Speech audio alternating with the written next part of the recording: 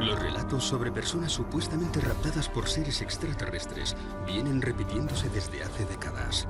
Uno de ellos es el de Carla Batista, una mujer portuguesa que afirma haber sido abducida desde muy pequeña. Veía luces, sentía zumbidos, a veces oía sonidos más agudos. Muchas veces por la noche veía una luz en su cuarto, el colchón refulgía como si fuera incandescente. Situaciones muy extrañas. Era una chica retraída y cada vez tenía menos amigos. Con el paso de los años, esta situación comenzó a afectar seriamente a su vida social, por lo que acudió a distintas terapias en busca de ayuda. Carla fue enviada por el grupo de estudio de ufología para realizar una sesión. Porque ella se quejaba de haber sido raptada por extraterrestres durante la noche. Tenía marcas en el cuerpo. Había una luz azul que surgía en el cuarto, tras lo cual no recordaba nada. Tenía muchos momentos de amnesia, periodos sin recuerdo de lo que pasaba durante la noche. Ella vino, por tanto, para tratar de esclarecer esas situaciones. Yo la recibí como médico, como terapeuta, para ayudarla a integrar esos momentos. Momentos como el que ocurrió el 4 de septiembre de 1989, cuando Carla y varios amigos salen de Lisboa para pasar unos días de vacaciones. Salen de aquel lugar 2 coches, ella con 2 personas más dentro del coche y 3 personas más en el coche de delante. Pasan el puente 25 de abril y nada más pasar, hay un reclamo luminoso que al pasar ellos se apaga.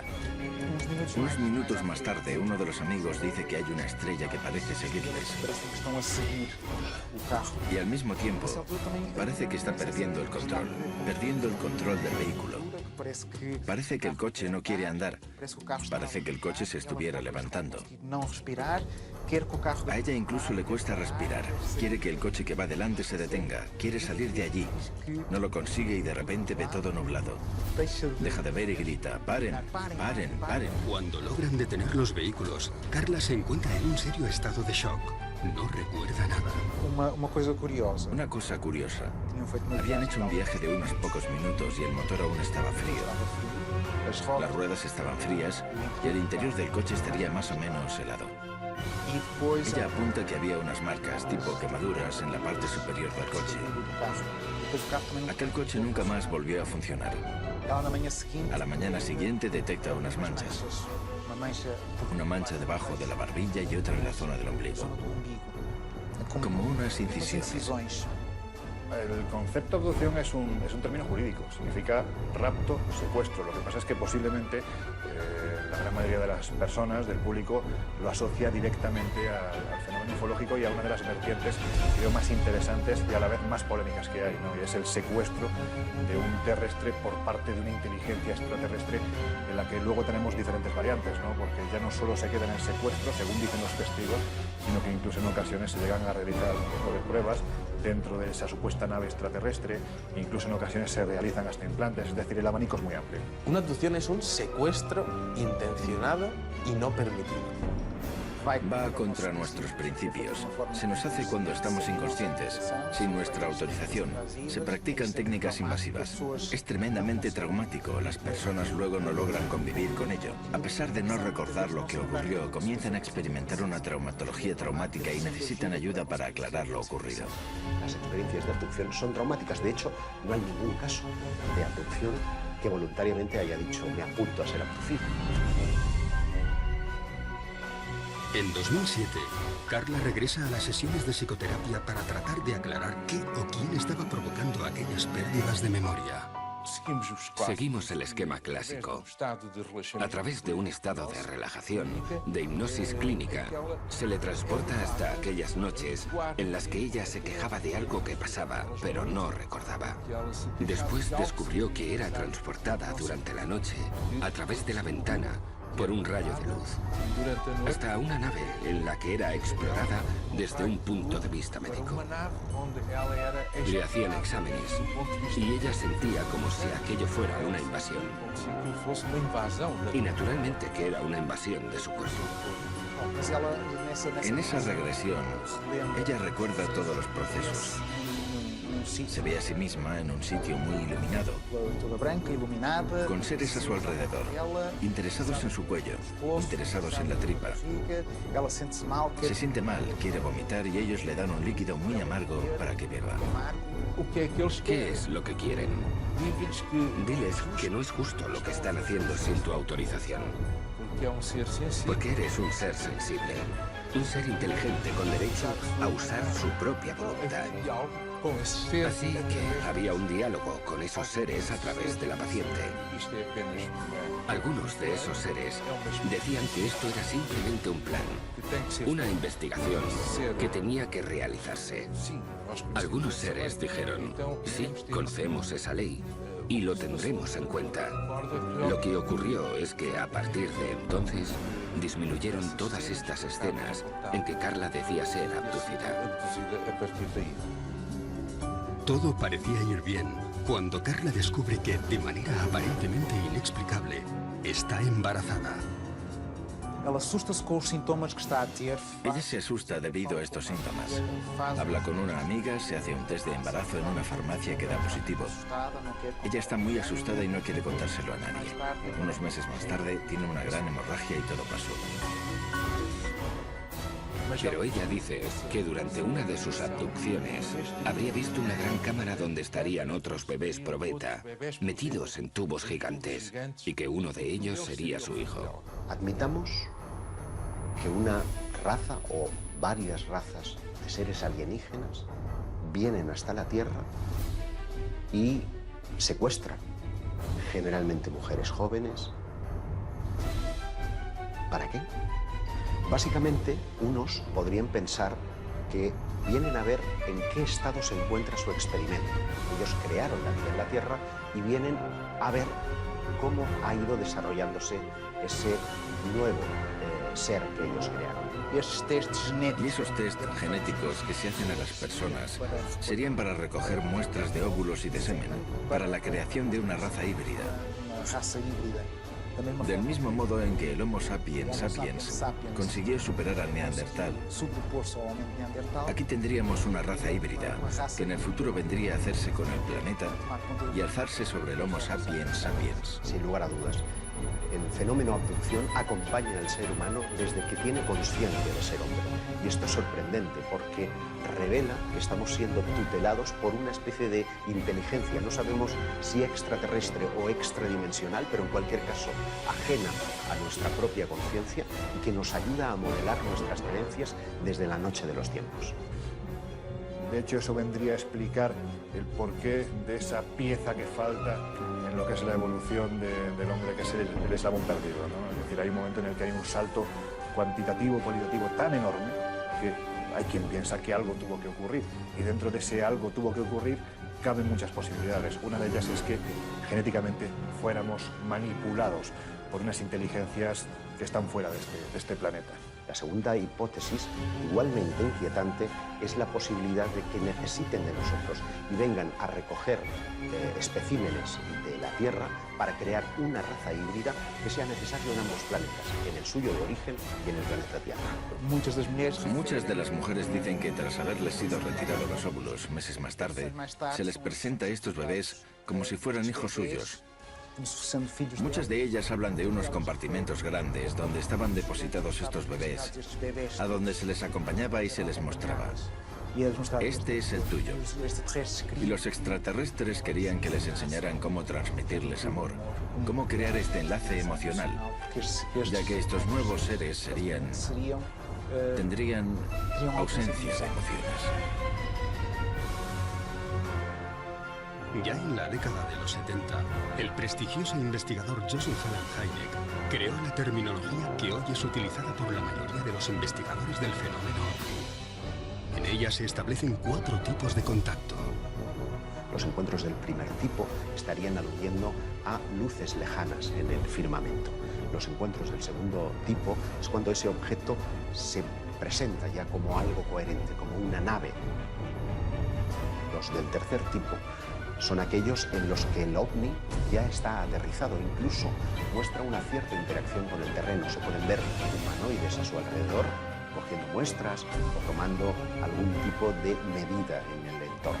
Y finalmente están los encuentros del cuarto tipo, que nos entran en la dimensión más psíquica del fenómeno ovni. Es el fenómeno abducción.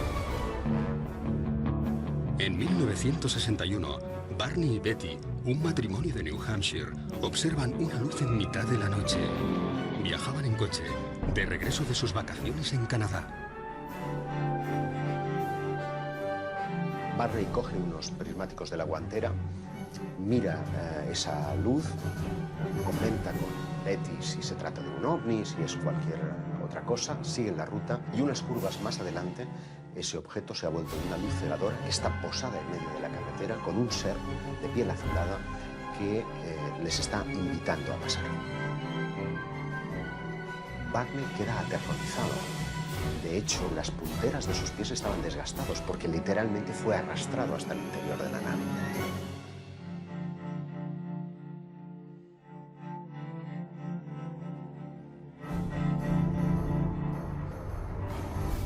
Años más tarde, en 1966, la pareja acude a terapia. Desde aquel extraño suceso, ambos sufrían pesadillas muy similares. Fueron atendidos por el doctor Benjamin Simon, quien les sometió a distintos procesos de hipnosis. Hacen sesiones de hipnosis, sesiones separadas, cada uno en su sesión, y ambos relatan lo mismo. A pesar de las constantes protestas del matrimonio, dentro de la nave fueron separados. Betty relató cómo le colocaron una potente luz sobre la cara, tras tumbarla sobre lo que parecía ser una camilla de operaciones. Le cortaron un mechón de pelo, examinaron sus ojos, orejas, dientes y manos. Aquellos seres usaron algo parecido a un escarpelo para raspar y hacerse con muestras de su piel. En inglés, aunque con dificultades, aquellos supuestos extraterrestres le dijeron que le estaban realizando pruebas en su sistema nervioso y con una aguja de 10 centímetros y a través de su ombligo una prueba de embarazo. Sin ningún tipo de sedación, se le introduce una especie de aguja a través del conducto umbilical. Ella sigue preguntando y le dicen que es una especie de test de embarazo.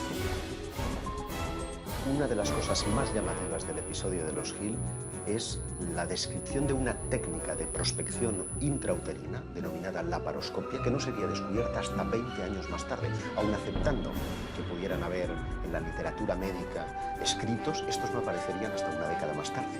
Por lo tanto, es una prueba objetiva de que hay ciertos conocimientos que los abducidos describen que son ignorados. La abducción de Barney y Betty Hill tuvo un impacto importante en la ufología porque fue la primera vez que se reconoció la posibilidad de que estos seres interactuaban con nosotros, que de alguna forma íntima nos estaban vigilando, siguiendo y posiblemente nos estaban manipulando a un nivel biológico o incluso genético. Fue la primera vez que la mayoría de las personas que seguían estos temas se sentían vulnerables posiblemente porque parecía que los ovnis habían entrado en sus vidas personales. El estudio de las abducciones es tremendamente monótono. Todos los episodios tienen un modus operandi que es prácticamente idéntico. El protagonista suele estar conduciendo generalmente de noche, de repente una luz lejana se hace presente, él la observa y a continuación esa luz ya está posada en el suelo. Unos seres le invitan en unos casos, en otros son forzados al interior de lo que ya es claramente una nave y allí son sometidos a todo tipo de experimentos, de reconocimientos médicos, de un chequeo muy general pero con un punto común, y es que todos ellos tienen un interés fundamental en la genética, en la reproducción. Lo que suelen decirnos los protagonistas de estos incidentes es que después de su experiencia la sensación es la de estar controlados, la de estar sirviendo información vía monitoraje de sus actividades a lo largo del tiempo. Y esto explica el por qué en muchos casos de abducción parece haber una especie de recurrencia en el individuo. Generalmente hay un primer caso que suele ocurrir en la niñez, alrededor de los 8 y 12 años, y posteriormente suelen irse produciendo otras visitas parecidas a lo largo de su vida. Esto significa que existe un estudio previo de todos los seres humanos por parte de estas entidades y que eligen a uno de ellos porque les interesa algo que tienen ellos.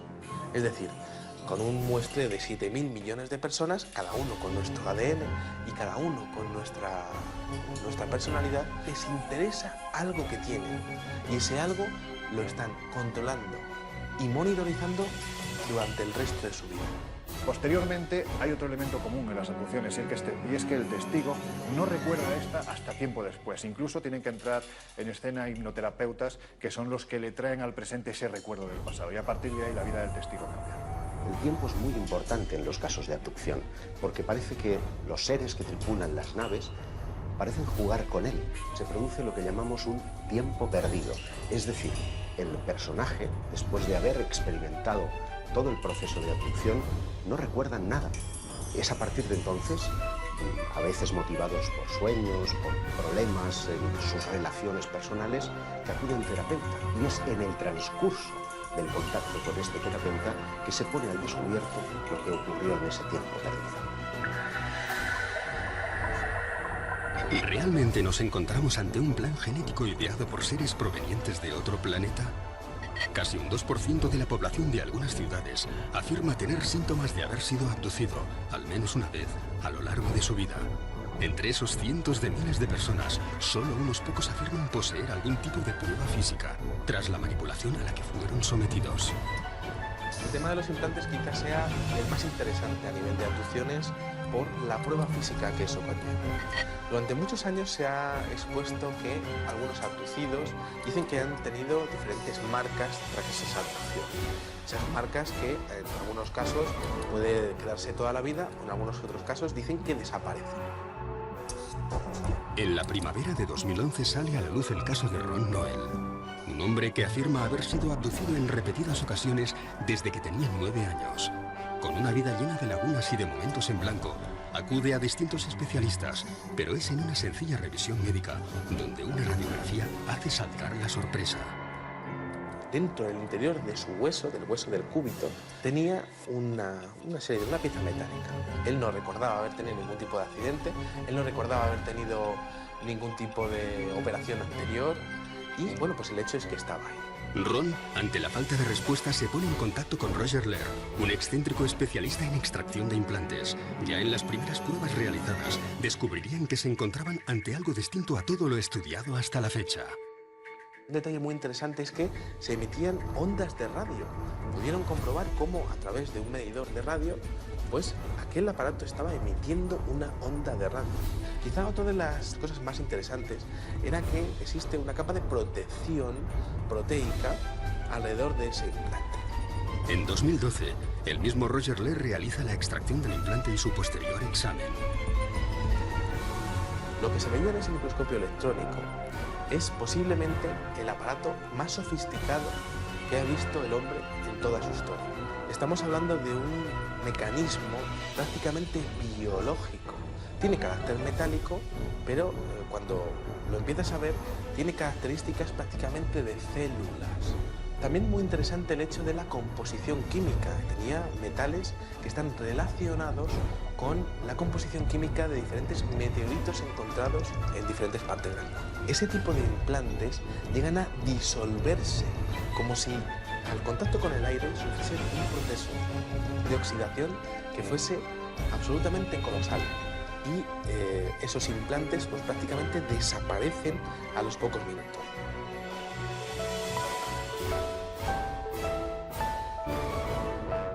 Cuando estamos hablando del fenómeno de las abducciones, estamos hablando prácticamente del fenómeno de la monitorización. ¿Qué significa eso? Pues al igual que nosotros cuando cogemos a una tortuga y le ponemos un chip de localización, este tipo de abducciones es posible que estén relacionados con el control total del individuo, tanto en su localización como en sus funciones vitales a través de estos implantes. También nosotros hacemos eso a los animales salvajes. Les ponemos unos chips, intentamos verificar su hábitat, si están bien, intentamos controlar todo eso. Nosotros hacemos eso a los animales. ¿Por qué no pensar que otros estén haciendo lo mismo con nosotros? todos ellos son fértiles, todos ellos son jóvenes, todos ellos tienen un coeficiente intelectual por encima de la media. Por lo tanto, parecen estar escogiendo especímenes de la raza humana muy especiales. Y creo que el futuro para los investigadores es poder trazar un perfil psicológico de todas las personas abducidas en el mundo y que se demuestre que hayan sido abducidas, y quizá también un perfil genético de salud para ver si existe algún tipo de conexión entre ellos que sea la clave para saber qué es lo que están buscando estas entidades. Un aspecto bastante negativo dentro de las abducciones. Las mutilaciones. Comenzaron a aparecer casos en los años 70 y 80 de mutilaciones. Mutilaciones concretamente de ganado. Las vacas aparecían con cortes quirúrgicos, ausencia de sangre en el cuerpo y ausencia de sangre en el terreno alrededor del animal. Cortes quirúrgicos, extracción de órganos concretos. Eran retirados unos y dejados otros. Se les sacaba a los ojos, partes del maxilar, orejas, todo de forma quirúrgica. Los cortes que aparecían en la piel de estos animales daban la impresión de haber sido hechos con un material abrasivo tipo láser, no identificado, y que todo el proceso habría sido realizado en un breve espacio de tiempo. Pero además de los animales, y esto es un fenómeno que ocurre, también hay casos de mutilación en humanos. Y ese es un aspecto que los investigadores, cuando comenzaron a prestar oído a estos relatos, creyeron que era tan brutal que ellos mismos no quisieron mostrar al público. Podría crear pánico. Incluso algunas autoridades con las que hablaron los investigadores no quisieron mover mucho el tema. No podían explicarlo, pero tampoco podían alertar a la población. Por tanto, esto nos da la idea de que podría haber por ahí alguna especie con no tan buenas intenciones, digámoslo así.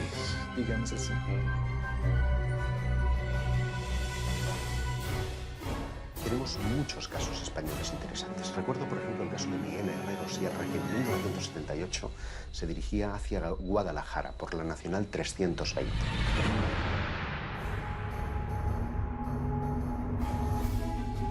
Su vehículo comienza a comportarse de forma extraña. Fallan los sistemas electrónicos y la radio. Se detiene y decide salir en busca de ayuda. A medio camino se encuentra un individuo que podría pasar por un ser humano normal y corriente, porque el único rasgo distintivo que le hacía especial es que iba con un mono ajustado, con un círculo rojo. Él pensó que era un mecánico. El caso es que este hombre le convence para que le siga, le lleva a un claro en el bosque, en donde encuentra una nave posada, dice que tiene forma de sombrero, que está a unos 10 metros por encima del terreno, y que deja caer un rayo de luz hacia la superficie del terreno. Miguel se ve inmerso en una haz de luz que lo transporta hasta el interior de lo que parece ser una nave espacial. Dice que la estancia es extraordinariamente grande, que las paredes parecen como desdibujarse, como si se desmaterializaran en un momento determinado, pero en otras vuelven a materializarse, que hay como paneles con datos. El relato vuelve a coincidir con casi todos los casos de abducción, cuando Miguel es sometido a varios ensayos clínicos.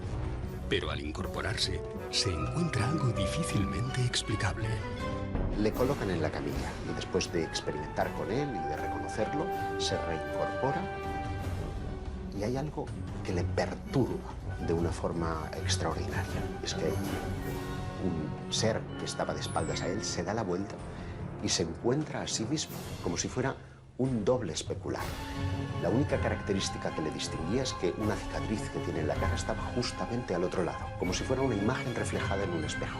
Y cuando intenta tocarle, el ser le dice, no, no lo hagas, porque si le tocas podrías destruirte y destruirle a él. Le cuentan la teoría de la antimateria, es decir, la carga eléctrica era inversa a la suya, de modo que nos encontramos frente a un concepto que no sería teorizado hasta muchos años más tarde. Para tratar de verificar lo que ha sucedido en el tiempo perdido, los investigadores acuden fundamentalmente a tres procedimientos. Uno es el polígrafo o la máquina de la verdad, que solamente se puede emplear en aquellos casos en los que el testigo recuerda previamente su experiencia, para tratar de verificar si lo que ha dicho es verdad o no. Muchos de los abducidos que han sido interrogados por este método, pues no se ha encontrado que estén mintiendo. El segundo método es el llamado pentotal sódico o suero de la verdad. Lo que trata es de inducir a través de una droga, una sustancia psicotrópica, un estado de relajación en el que parece imposible mentir. Es un método muy cuestionado, por lo que el método más popular y utilizado para rescatar los recuerdos de los abducidos es el de la regresión hipnótica. ¿Nos encontramos ante miles de casos reales? ¿O se trata de algún tipo de alucinación colectiva? ¿Cómo podemos saber si un testigo ha sido realmente raptado por seres de otros mundos o sencillamente está mintiendo? Es muy difícil, porque para empezar, él tiene miedo a ser considerado loco. Debe tener la certeza de que esa persona que le va a recibir no va a reírse, no va a burlarse de él. Ha de tener la certeza de que recibirá eso que él cuenta sin hacer comentarios. Es entonces cuando se entrega al proceso, sobre todo porque viene con momentos que no recuerda. Aparece con marcas en el cuerpo, siente que pasó algo, tiene flashes que no logra integrar en su vida. Viene muy confuso y recela hasta de aquello que va a descubrir. Si han tenido un contacto con otros seres, por ejemplo, luego es difícil conversar al respecto con otras personas.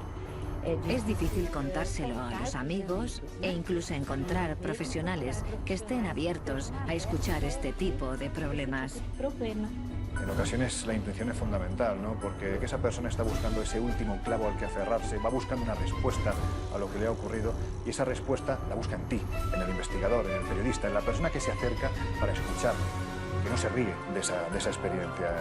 Parte de la idea de que la intuición juega un papel fundamental, no para saber, evidentemente, si una persona ha sido abducida o no, pero sí para saber si está mintiendo. Son personas absolutamente normales y que muchas veces quedan sorprendidas. No son personas que se interesen previamente por el tema, que estén siempre mirando al cielo. No, surge. Surge en el día a día, en las personas más normales, en las situaciones más vulgares. Y al hacer regresión y pedirle que vuelva a la primera vez que eso ocurrió, se ve teniendo una experiencia de abducción. De repente está siendo raptado y pasa por cosas que no entiende. Pero tiene un pequeño problema, y es que en hipnosis también se puede mentir.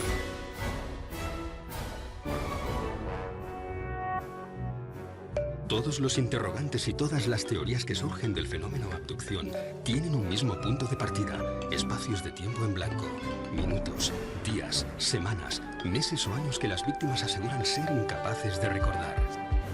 Nosotros tenemos estrategias para acceder a memorias profundas de nuestro inconsciente. Solo que intentamos no influenciar de ninguna manera en lo ocurrido.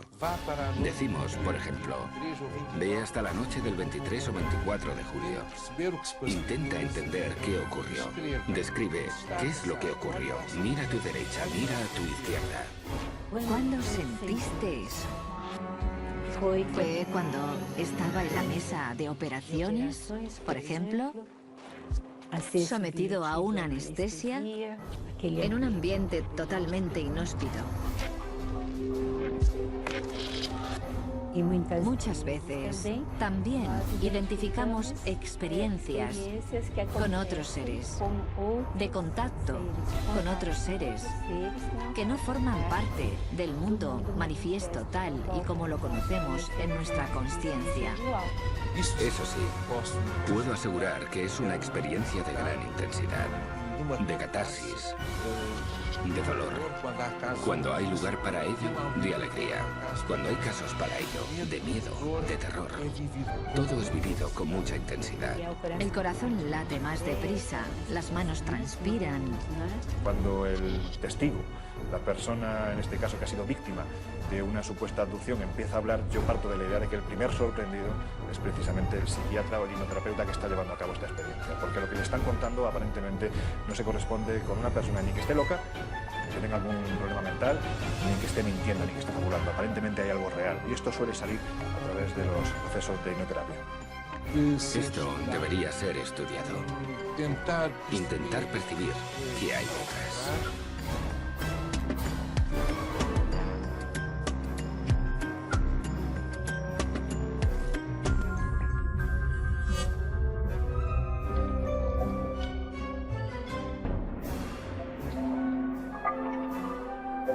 Por extraño que pueda parecer, podríamos encontrarnos ante un fenómeno que ha acompañado a la raza humana desde sus inicios, y no solo ante un mero producto del siglo XX. Pero es especialmente en el periodo de la Edad Media donde vamos a encontrar una serie de relatos que parecen encajar 100% con las modernas abducciones. Me estoy refiriendo a los íncubos y súcubos. Las actas inquisitoriales están llenas de descripciones de seres que se asemejan a los modernos extraterrestres. Es decir, la similitud es tan extraordinaria que parece que estamos ante el mismo fenómeno. No dicen ovni porque los ovnis no existían. Lo interesante para mí es que nunca hemos dejado de hablar de abducciones, es decir, que llevamos 500 años y posiblemente más tiempo, miles de años, quién sabe, hablando del rapto de humanos por parte de seres extraños. En 1486 se publicó un libro que se llamaba El Malleus Maleficarum, que describe los fenómenos relacionados con la brujería y con la demonología. Sirvió como una especie de guía para cazar brujas y para discutir temas importantes como si los demonios nos raptan, si nos utilizan para engendrar sus propios hijos, cosas así que hoy en día surgen en las abducciones modernas. Si analizas lo que dicen acerca de los demonios, ves muchas similitudes entre los extraterrestres y los demonios. Los cazadores de brujas decían que no solo las brujas fueron raptadas por los demonios, sino cualquier persona. También se especulaba si estas abducciones eran fenómenos mentales, es decir, si el demonio era capaz de raptar a una persona mentalmente o si lo hacía físicamente.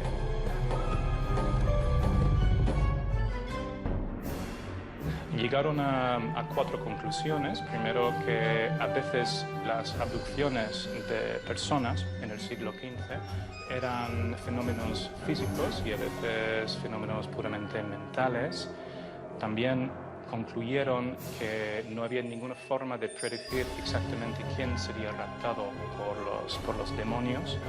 También que estas abducciones podían ocurrir de forma visible o invisible. Y también llegaron a la conclusión de que muchas personas son secuestradas contra su voluntad.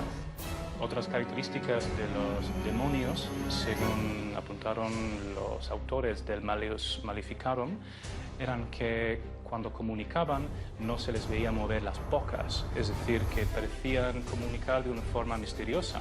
Creían que el sonido salía desde dentro sin tener que pasar por la boca.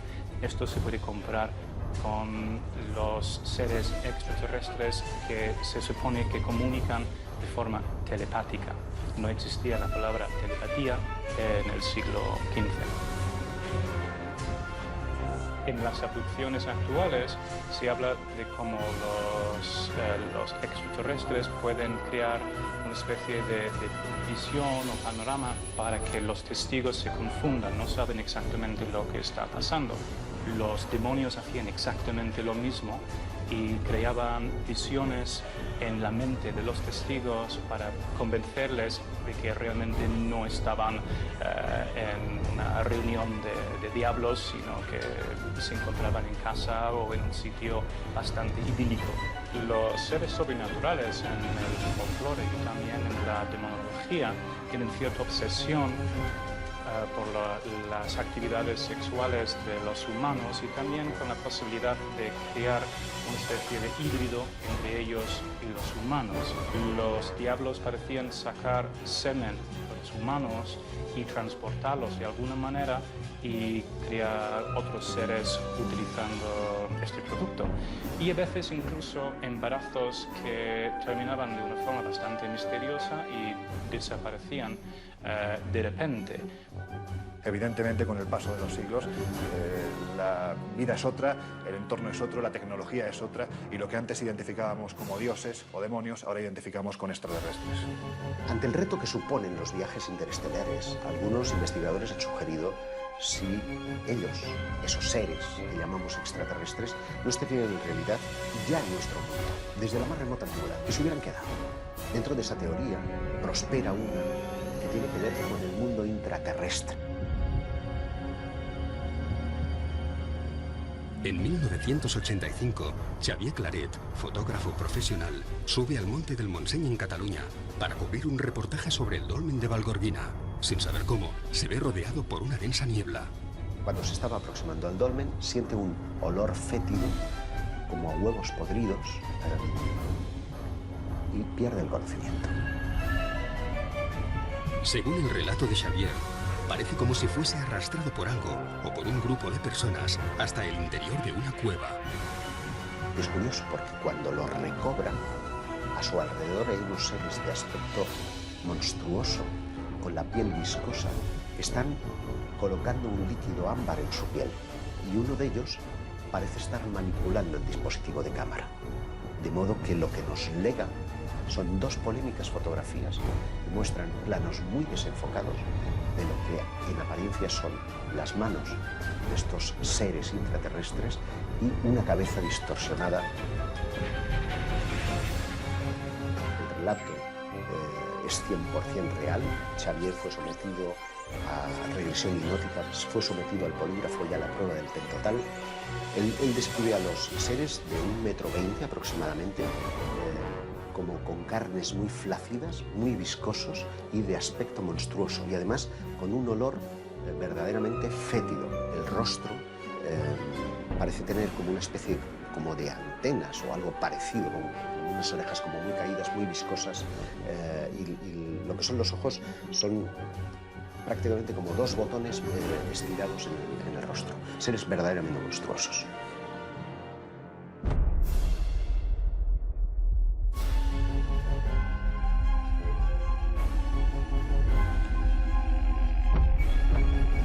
La mente humana no es una cinta de vídeo que podamos rebobinar para ver qué sucedió exactamente en cada momento de nuestra vida.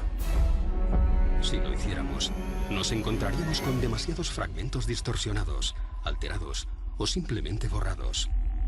Las secuencias más dañadas de la cinta corresponderían con los episodios más traumáticos. Miedo, dolor, angustia, soledad, falsos recuerdos o algo que no queremos recordar.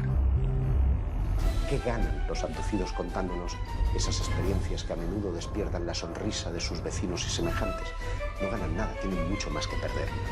Yo siempre les he definido como una suerte de infiltrados, como una quinta columna, como seres que, siendo escogidos por esa eventual raza de extraterrestres, tienen una misión a cumplir. El qué y el cuándo lo ignoramos.